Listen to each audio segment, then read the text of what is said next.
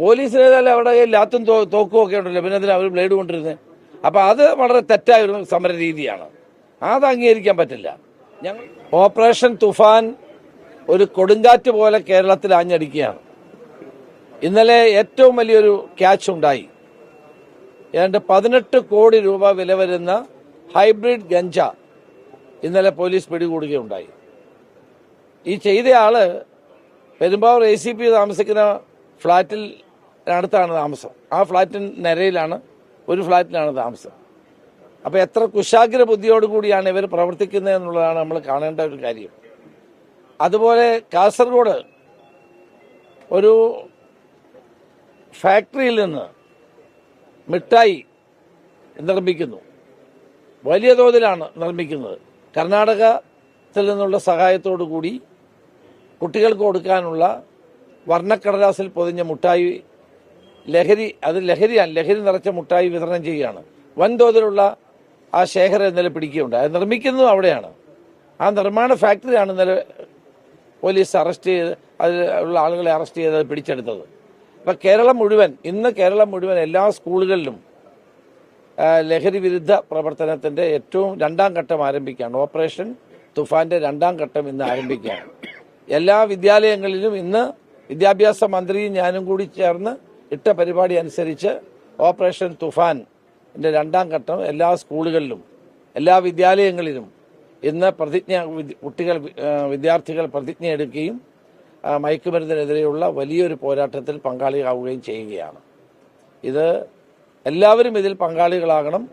കാരണം ഇത് നമ്മുടെ നാടിനെ തകർക്കുന്ന ഒന്നാണ്. അതിനെതിരായിട്ടുള്ള ഈ പോരാട്ടത്തിൽ മുഴുവൻ ആളുകളും പങ്കാളികളാകണം എന്നുള്ളതാണ് ഞങ്ങളുടെ ആഗ്രഹം. ഇതിൻ്റെ ആദ്യത്തെ തുഫാൻ വാരിയർ ശ്രീ മോഹൻലാലാണ്. ഇന്ന് കേരളം മുഴുവൻ എല്ലാവരും തുഫാൻ വാരിയേഴ്സായി മാറിക്കൊണ്ടിരിക്കുകയാണ്.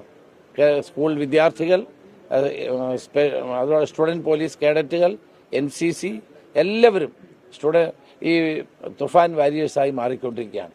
പത്രപ്രവർത്തകരും തുഫാൻ വാരിയേഴ്സായി മാറണം എന്നാണ് എൻ്റെ അഭിപ്രായം.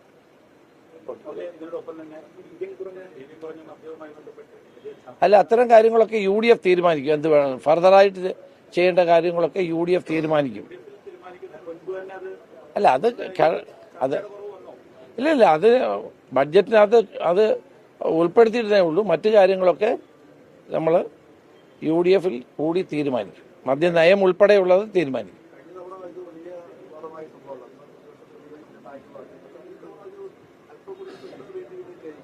അല്ല, അതല്ലല്ലോ ഇന്നലെ മറുപടി പറഞ്ഞപ്പോൾ മുഖ്യമന്ത്രി തന്നെ അത് വ്യക്തമാക്കിയല്ലോ.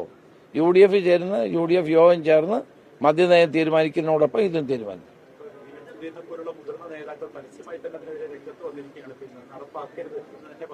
അല്ല, അത് UDF കൂടി തീരുമാനിക്കും. അതാണ് UDF ആണല്ലോ തീരുമാനിക്കേണ്ട. UDF ഗവൺമെന്റിനെ സംബന്ധിച്ചിടത്തോളം നയങ്ങൾ തീരുമാനിക്കേണ്ടത് UDF ആണ്. UDF-ൽ അക്കാര്യം ചർച്ച ചെയ്ത് തീരുമാനിക്കും.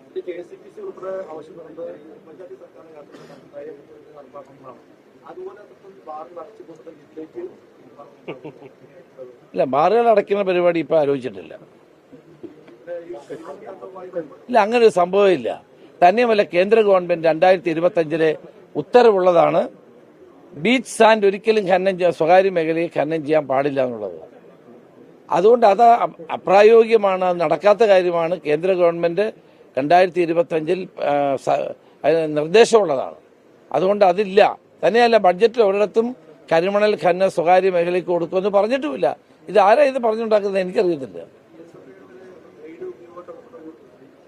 ആ ബ്ലേഡ് ആര് കൊണ്ടുവന്നാന്ന് ഞങ്ങൾ അന്വേഷിക്കുന്നുണ്ട്. ഏതായാലും പോലീസുകാരുടെ കയ്യിൽ ലാത്തിയിരിക്കുമ്പോൾ ബ്ലേഡ് കൂടെ കൊണ്ടുവരാൻ പറ്റില്ലല്ലോ. ഈ ബ്ലേഡ് ആരാണ് കൊണ്ടുവന്നതെന്ന് ഞങ്ങൾ കണ്ടെത്തും. അതിന് നിർദ്ദേശം കൊടുത്തിട്ടുണ്ട്. ആര് കൊണ്ടുവന്നാലും അത് ഞങ്ങൾ പിടിക്കുകയും ചെയ്യും.